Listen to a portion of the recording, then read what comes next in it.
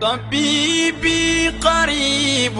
هل سقام. mbokk yi siifur 5M TV Sénégal dal leen ak jàmm ci seen chaîne bi nga xam ne saa bu nekk rek yéen a ngi koy topp di fi taataane lépp loo xam ne moo di xibaar dañuy àddu rek wax ci accident bu métti bi nga xam ne rek daan nay am niki tey ji foofee nga xam ne rek moo di ca yoonu Kër Madiabel accident bu métti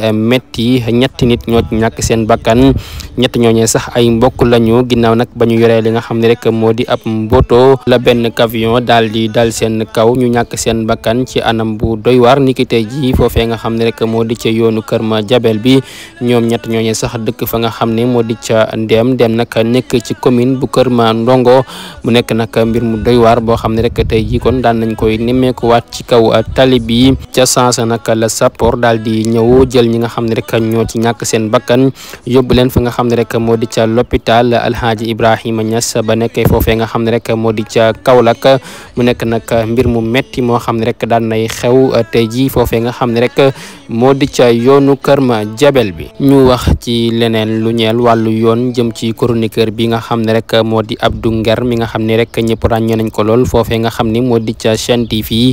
moom nag ginnaaw kàddu yi nga xam ne saa bu nekk rek mi ngi koy yëkkati di ko jëmee ci gouvernement bu yees bi mu di Ousmane Sonko ak ki nga xam ne rek moo di président Bassirou Diomaye Diakhar Faye moom Abdou Nguer jamono ji ma ngi ca guddi gu bët setagul ginnaaw convocation bi nga xam ne rek ñii di waa section de recherche daan nañ ko koy yónnee mu war a wuy ji niki suba moom Abdou Nguer ginnaaw sax niki fan yi ki nga xam ne rek moo di Assoura Fall nag daf ko daal di porté woon plainte ñeel kàddu yoo xam ne rek yëkkati woon na ko teg ko ci deru ki nga xam ne rek moo di Assoura Fall loolee sax taxoon ki nga xam ne rek moo di Assoura Fall moom mer ba futtu demoon foofee nga xam ne rek moo di ca cyber daal di koy porté plainte loolee nag juróon coow lu bari ba tax ku nekk rek naan dañ koy jaay doole ñi nga xam ne rek ñoo ànd ak gouvernement bi daal bëgguñu lenn lu dul kii di Abdou Nguer nag daal di wax lenn loo xam ne rek mën nañ ko ci jàpp daal di koy teg ci biir kaso bi moo tax jamono ji nag ñu koy daal di yóbbu ci yoon lépp lu mu wax rek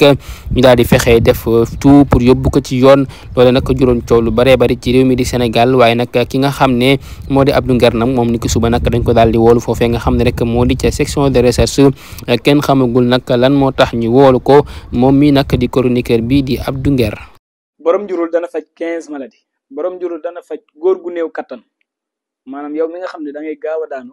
di néew kattan garab bi da koy dindi da koy éradiquer ba mu faj ba mu jeex tàkk sa yaram di diis nga amee ndoxam siti hémorroïde ballonnement diabète tension prostate infection bët yi lëndëm ndigg luy metti tànk yu xar yooyu yëpp garab bi da koy dindi même prostate ak infection yooyu yëpp da koy dindi bu dee pommade bi nag day rëyal awra bu dee pommade bi day rëyal awra day dëgëral siditi